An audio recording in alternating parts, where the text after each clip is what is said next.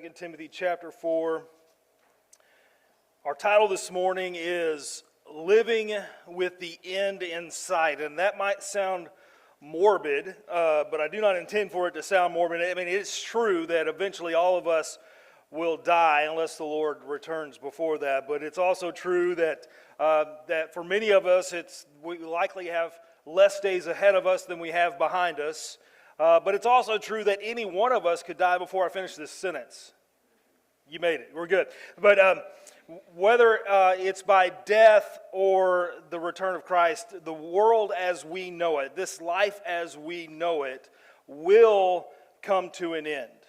So when I say living with the end in sight, I'm talking about what happens next. What then? What happens when we die or when the Lord returns? What happens then is eternity. So what I'm trying to communicate through the title is for us to live with eternity in mind.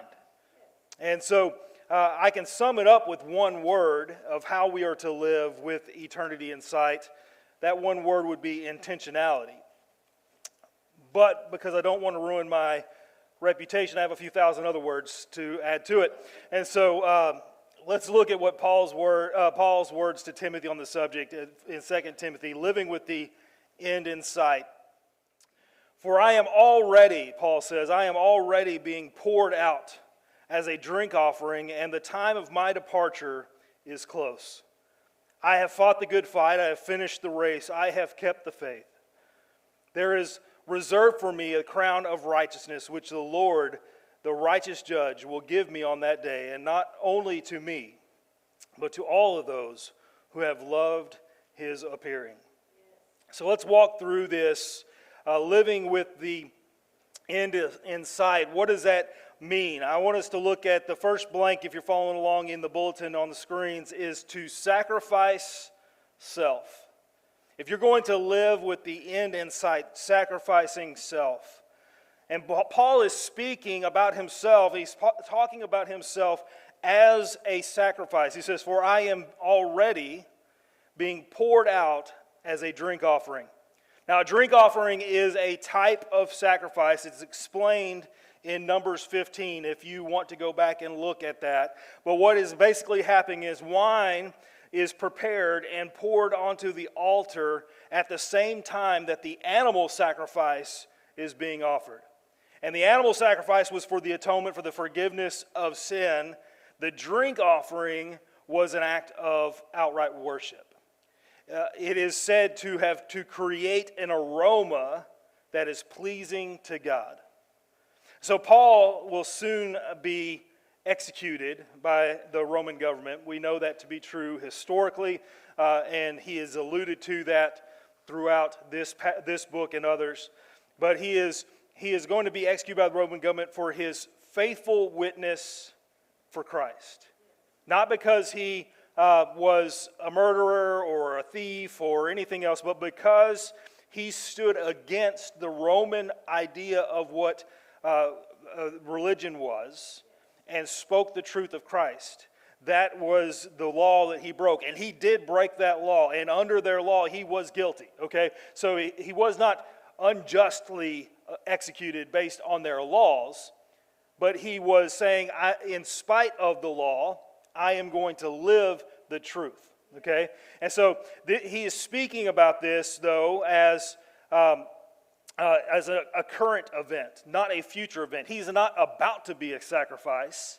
He is a sacrifice. He says he's already being poured out. Paul is saying, my life has been, it is, and it will continue to be poured out for God. Not for the forgiveness of his sin, because Jesus had laid down his life as a sacrifice for the atonement of sin. But Paul pours his life out as a sacrifice, not for the forgiveness of sin, but because it is pleasing to God, and therefore an act of worship. What does that remind you of? If you are familiar with your Bible, then you know that Romans 12, Paul commends everyone to do this. He says, therefore, brothers and sisters, in view of the mercies of God, I urge you to present your bodies as living sacrifices, holy and pleasing to God. This is your true worship. Do not be conformed to this age, but that ye transformed by the renewing of your mind, so that you may discern well what is the good, pleasing, and perfect will of God. So Paul is saying, that years before he wrote this, Jesus became the atoning sacrifice all of us needed. For Paul's sin and for our sin, Jesus became the sacrificial lamb. He was the Lamb of Atonement. He was the one whose body was laid down as the sin atonement.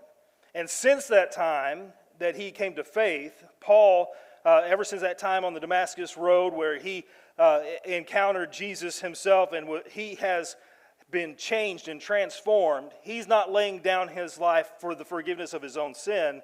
He is a living sacrifice, a drink offering, a sacrifice of himself in worship to God. He says, I want my life to smell good to God, I want a pleasing aroma. And so now he is saying that he has been and will continue to be that. All his Christian life, all of his life as a Christ follower, Paul was sacrificing himself. Now he was literally about to be offered as a martyr for the faith. But Paul didn't see that as different than what he had already been doing. He didn't see that as some new hurdle that he was about to face. It was just the continuation and the natural continuation of a life that had already been poured out for Christ. And Paul was aware he was slowly dying to himself in service to God. And he felt that shedding his blood in martyrdom was just the natural continuation of that. In fact, Paul is basically saying, in effect, that Caesar is not going to kill me. I was going to give my life as a sacrifice for Jesus Christ anyway, and I've been living as a sacrifice, serving him as a sacrifice from the day that I was saved, and now I will complete that sacrifice by laying down my life for him. It is just a continuation. And this picture of sacrifice speaks of complete submission. He is no longer his own. He is in complete submission to the will of God. And the call for each of us, if we're going to live a life of intention, if we are to live with the end in sight, we must live a life of living sacrifices. You can't be a living sacrifice unwillingly, by the way. Okay? It's not the stuff that happens to you. It's just a sacrifice for the Lord. No. It's the stuff that you put out for. You are saying, I am not going to pursue my own desires. I am going to lay my life down as something that smells good in the nostrils of God. Because of the atoning sacrifice of Jesus Christ, I am pouring myself on top of that as an act of worship to God. Self-sacrifice. Next thing I want us to see is that we are to cut anchors. Cut anchors. Paul speaks in the second half of that verse as a sailor. He says, the time of my departure is close. And when he uses that word departure, he is using the same verb in the original language of a ship leaving the harbor, of a ship that has cut the mooring lines, has raised its anchor, and is moving out of the harbor. And so Paul looked on death not as the end, but as the beginning of his journey. When the ship is leaving, it is beginning its journey. And so he is saying that he is about to sail into eternity. This stuff that he's been doing in the harbor all this time is just preparation for what's next. And so Paul was facing execution, but in his eyes, he was about to be released. Not released from prison, but released from everything that hinders him from eternity with the Lord, which included his own physical life. He's not going to be executed, he's going to be released. And so Paul had been in hard service for many years, and now his master is going to promote him. He is going to be promoted out of the physical life and into the life of eternity. For our application, I'm not saying that we should try to hasten our own death, okay? That's not what I'm getting at here. But I would encourage you to raise the anchors, and what I mean by that is cut the mooring lines, eliminate anything that is holding you back from your service to your King Jesus. I told you the one-word summary was intentionality. It takes intentionality to eliminate obstacles in our life, to eliminate those things that slow us down in our pursuit of Christ-likeness and in service to Him. We tend to get all kinds of tied up. Without intentionality, if we're not purposeful, if we're not on purpose trying to eliminate things, our life gets added to, if you know what I'm saying. You don't have to go very far before someone will try to saddle you with something that you just need to be doing, right?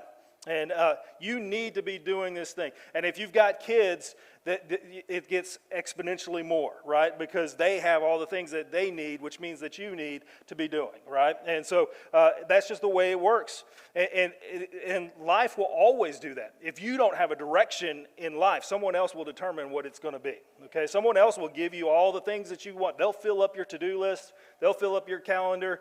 They'll fill up how you spend your life if you're not intentional about doing it yourself. And so without intentionality, we naturally become encumbered with these entanglements in our life.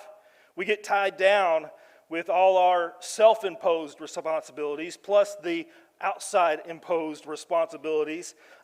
We have to maintain a standard of living. That means we've got to work X amount of hours for X amount of dollars, and we have to maintain our relationships, which means we've got to go to X amount of dinners, and we got to pretend we like that person. I'm just kidding. You need to at least be kind, okay? But we try to maintain all this stuff that everybody else says is important in our life. We have to maintain our distractions.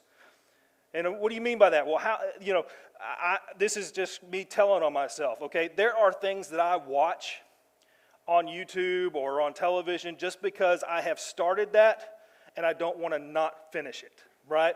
I don't care. It's not something that I really need to watch or do or whatever, but I have to maintain my distractions, right? I have to watch every episode of that, right? Because I have to maintain my distractions, right? That is a way to waste your life. I'll just let you know, okay? But listen, Christian, these encumbrances are not just holding you back. They are holding you back from a more fruitful relationship with the Lord. But they are also harming our testimony for Christ. And here's what I mean by that. Adrian Rogers famously said that lukewarm Christians are the alibi of sinners, meaning that our complacency, our apathy, our excuses is not only testifying that we are not on fire for the Lord, it's also testifying to the world that they don't need what we have. Brennan Manning, who died, I think about 10 or 12 years ago, wrote back in 1990 that the greatest single cause of atheism in the world today is Christians who acknowledge Jesus with their lips, walk out the door, and deny him with their lifestyle. That is what an unbelieving world simply finds unbelievable. Intentionality calls for us to cut away the things that are holding us back from living on mission for Christ. If you are too busy to live on mission for Christ, you have got too many anchors, too many mooring lines. You've got too much holding you back that is not of God, because God's not going to put anything in your life that's going to keep you from serving him, right? You choose those things, each of us does, or we allow someone else to load us down with those things because we are not intentional. This life is our mission, and we get promoted at death. Paul said it this way: to live is Christ, to die is gain. Remove the anchors, cut the anchors away. Next thing I want us to see is to keep swinging. Keep swinging. Paul speaks as a soldier in that next portion. He says, I have fought the good fight. Now, this is not Paul bragging about his fighting skills here, okay? That's not what he's saying. He didn't say the fighter was good. He said the fight was good. And Paul was not saying that, I've done my best in this fight, but what he is saying is that he has been fighting the most worthy, or technically the worthiest, if I'm going to use real good English, the worthiest of fights is the ministry of the gospel. He's been fighting the most worthy. It sounds right, but it's not. Worthiest is right. It sounds wrong, but it's right. The worthiest fight he has been fighting, and that's the ministry of the gospel. The fight is good, not the fighter. He is saying that it's an honor for him to be able to fight for the gospel. It's the greatest contest in all of history, the one that offers the best prize, eternal life. And it's not a good fight, but the good fight, the one in which all true Christians should be sharing. For our part, we must remember that Paul is talking about this in connection with his encouragement to Timothy. He is talking to Timothy and telling Timothy, hey, follow my lead. Right? Remember, he's been writing this book and 1 Timothy as an encouragement, as a discipleship journal to Timothy of how to live as a young man on fire for the Lord, as how to live as a man who plans to lead others to be on fire for the Lord. He was the pastor of the church of Ephesus, but a young man, and Paul's like, hey, I'm going to show you how to do this. I want you to remember what I've shown you in the past. I'm going to continue to encourage you to do this even when it's tough. And so this is the encouragement that he's giving to Timothy to follow his lead. And so Paul just told Timothy, just a few verses back, you can trust my words because you have seen my life, right? You can follow my lead because I'm following Christ. And as long as I'm following Christ, if you're following me, you'll be following Christ as well. Because a Christian, this same encouragement falls to each of us, that we are to follow the example of Paul, to fight the good fight. Keep swinging. What an honor it is to be counted worthy to be put in the ring to represent our Savior in this world. You may feel like you're getting pummeled, right? But the fact that you are in the ring is an honor. It's an honor to be fighting on behalf of the Lord. What an honor to be counted worthy to labor on his behalf. What an honor to be placed in a place of visibility where other people may see you get a few black eyes and a bloody lip, but they may see your failures, but they're also going to see your victories. They're going to see your struggles, but they're all going to see that you're doing all of those things for the sake of the gospel. It's not about the fighter, it's about the fight. Remember this, we do not fight for victory, we fight from victory. The victory was already won at Calvary. The only thing we can lose, only way that we can lose is if we stop fighting. So keep swinging. It's an honor to be fighting the good fight. Next, living with the end in sight, living with intentionality, we must lean in. That's your next blank there. And here Paul is speaking as an athlete.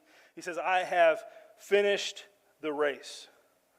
Now, Paul wasn't saying he was the best runner here either. Just like he wasn't saying that he was the best fighter, he's pointing out that he didn't quit before he finished. Okay? This isn't the first time that Paul has used this metaphor of running the race. We sang that metaphor just a few moments ago. He didn't wait until the end of his life to realize that he was in this race to begin with, right? He knew it. Acts 20, verse 24, he says, but I consider my life of no value to myself. My purpose is to finish my course in the ministry I received from the Lord Jesus Christ, to testify to the gospel of God's grace. Now this is important because Paul's using this same language, the course, the race. In Acts, when Paul is saying this in Acts, this is Luke's recording of what Paul was saying to the elders at the church of Ephesus as he was saying goodbye. Now, if you remember, I just told you, and I've been telling you for months, Timothy was the new pastor at the church of Ephesus, that Paul had raised up Timothy who was from the Ephesus region. He had raised up Timothy to be come after him and to lead the church of Ephesus as Paul went on to lead other churches, right? And to continue his missionary journey. So as he's leaving, he's saying, I'm leaving here to continue my race.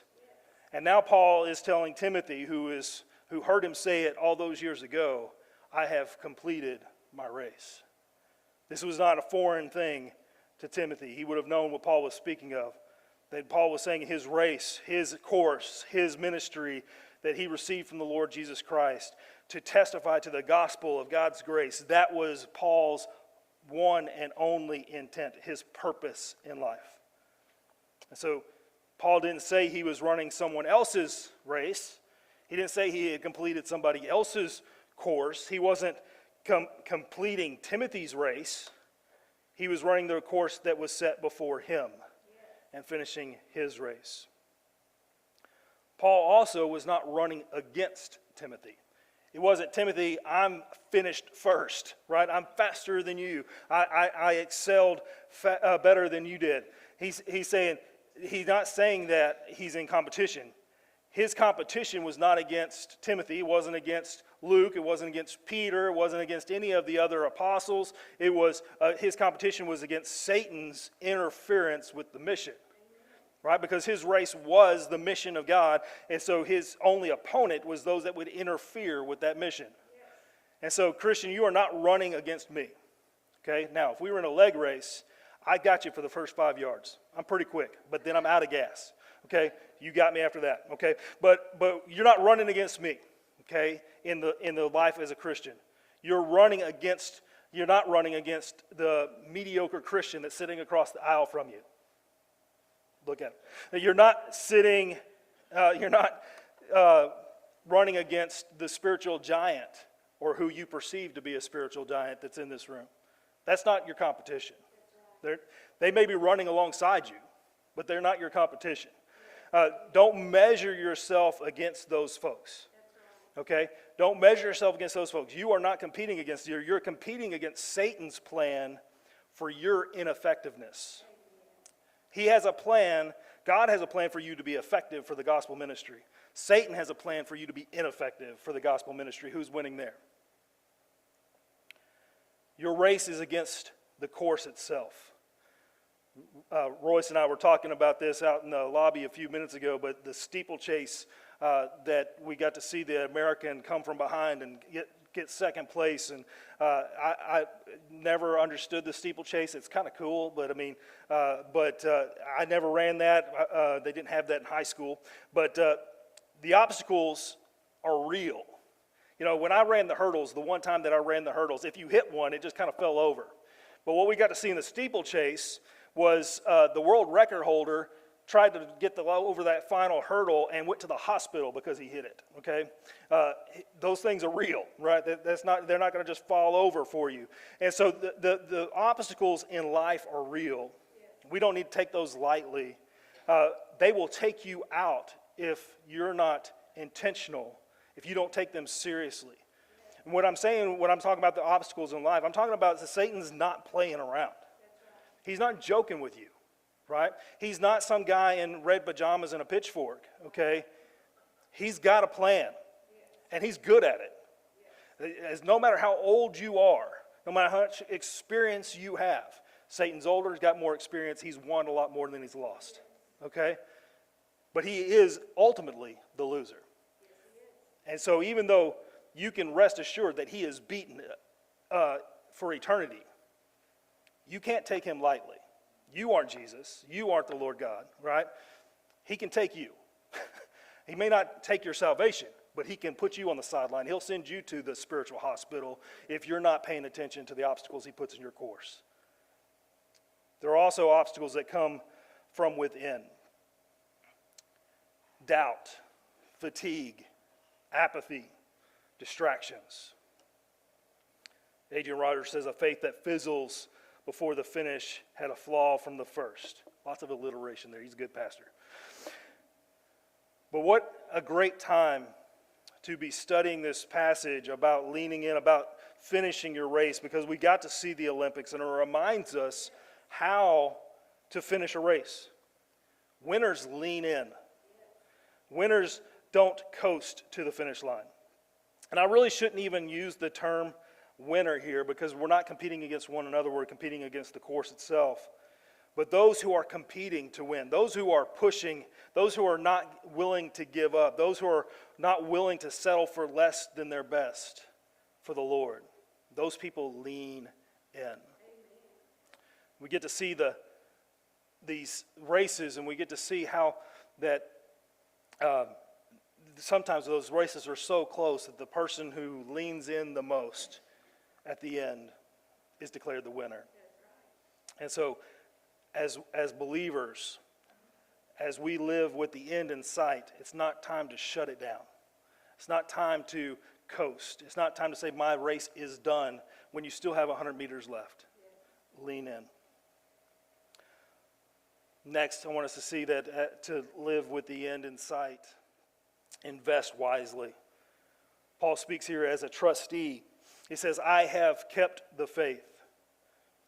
And here we have a phrase, I have kept the faith, that is failed by our English language. And when I say it's failed, when we hear the word kept the faith, we're thinking that, was Paul saying that he maintained his belief in the gospel? Was that what he was saying? Like, journey, don't stop believing, right? No, that's not what he's saying. Paul was not in danger of losing his faith in Jesus Christ and patting himself on the back saying, I did it, I kept believing. That's not what he's saying. He's speaking as a trustee. The gospel has been entrusted to me, and I have been a good steward of the gospel. That is what he's saying. If you remember back to chapter 1, verse 14 of this book, Timothy is told to guard the deposit of the gospel. To keep the faith means maintaining the sound doctrine of Christianity. To keep it intact and keeping a loyalty to the trust of the Father. Paul was not boasting about his accomplishment, but was actually reflecting back on his life and saying, I have been a good steward of what was invested in me. He was describing the grace that God had placed in his life and what he had done with it. And each one of us has been placed, who have put faith in Jesus Christ. Each one of us who are believers, who have received salvation, have been charged as stewards, as trustees, as deposit holders of the gospel. So how do we become good stewards, trustworthy deposit holders? How do we invest wisely? Remember Jesus' parable of the talents. And 3 servants were entrusted with a certain amount of the master's money as stewards while the master went away. And when the master returned, he called his servants in to report to him how they had stewarded his money. And so the first 2 servants invested the master's money and had earned a good return. The 3rd servant buried the money, and then the master returned. He dug it up and brought the original amount back to the master. The master was very upset and actually called this servant evil. How does this apply to us? When we were saved, when we put our faith in Jesus Christ, the gospel was invested in us. The same gospel that saved us, the same gospel that we put our faith in, was invested in us. And so when Christ returns, we will give an account for what we did with the gospel that God put in us as an investment. And like the 3rd servant, many of us have decided to bury that investment. To just say, you know what, I've got it. I'm just going to put it away for safekeeping. And what's going to happen is it's not going to grow. And so when the master returns, when we see Jesus face to face and he says, what have you done with the gospel that I invested with you? If the only thing that we have to show for it is our own salvation, that was what he gave us to begin with, right? If we are going to grow it, we have to invest it wisely. To invest the gospel wisely, it'll show great returns. How do we invest the gospel? Well, you got to share it. If you're holding on to it and it's you never share it with anybody else, it's not going to grow. We've got to disciple others. We've got to support the work of the church through our offerings, through our service. But we have to invest it in other people primarily. We've got to give it away. Keep the truth of the gospel on your lips as you intentionally, there's that word again, intentionally pour into other people in the sphere of your influence. If someone knows you more than a day or two and they don't know what you believe and where your faith is, there's a problem. There's a problem there. if we share the gospel, if we disciple others, if we nurture and support the work of the church, if we are intentional, we'll please our Master. We are all to bring all of humanity to Jesus by all means and at all costs. Invest wisely. As I close, what happens when we live with the end in sight? Verse 8 says, "There is reserved for me the crown of righteousness, which the Lord, the righteous judge, will give to me on that day, and not only to me, but to all of those who have loved his appearing." Paul looked back on his life, and he looked at what he had done and what he had lived through and how he had pursued Christ. But he also looked forward. And it's heartening to be able to look back and, like Paul, not saying that he was perfect, but he looked back on his life without regret because he knew that he had poured himself out. Paul was not always popular. Matter of fact, he was very often the least popular person in town. And they greeted him often with stoning and beating and jailing. He usually was not comfortable, even though he testified that he should be able to make a living off of his preaching. He refused to make a living off of his preaching. So he decided he was going to continue his trade of making tents and selling those tents in order to fund his missionary travels. He wasn't comfortable when he was sitting in a jail cell. He wasn't comfortable when he was being run out of town. He wasn't comfortable when he was floating in the middle of the ocean after his ship had sunk. He wasn't very comfortable, but he remained faithful. That's what really counts. The victory Paul received because of this, in verse 8, it says that he received the crown of righteousness, meaning that Jesus recognized he had lived rightly. You had lived correctly. And this reward is not meant to be for just Paul. And we think of Paul as a superhero of the faith, and I think we should hold him in high regard. But what Paul is saying is this isn't unique.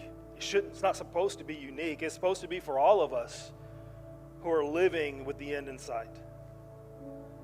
So Jesus Christ, the judge who bestowed the award on Paul when he entered heaven, is eager to do the same thing for you and me if we will pursue righteous living. God is faithful to all of us as believers. He's not going to ignore your work. Now, the world around us will ignore it and belittle it and make us feel like whatever we do is never enough. Maybe sometimes even other believers will do that to us. But if we're obedient to the course that God has set before us, we can hold our head high knowing that God will not overlook us. We will be evaluated justly, fairly.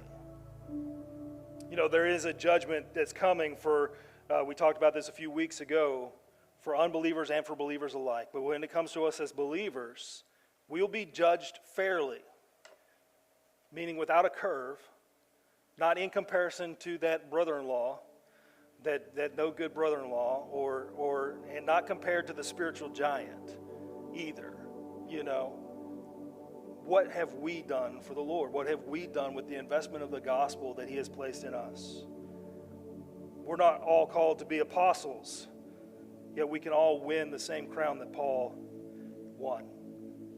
If we live in obedience to God's will, if we do the work he has called us to do, we too will be crowned.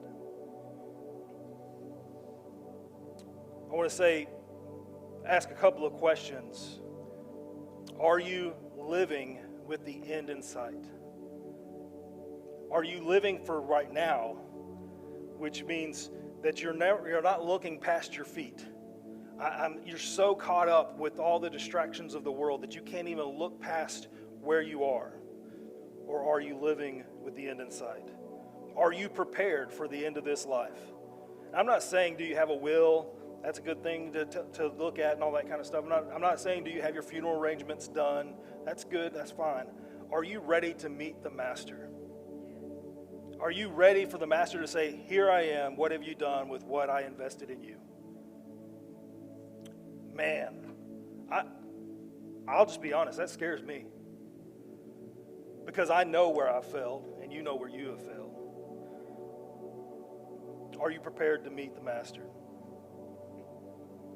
And then lastly,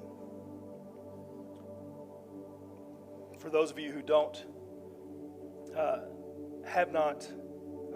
cannot say that you're running that race, have you even put your faith in Jesus to begin with?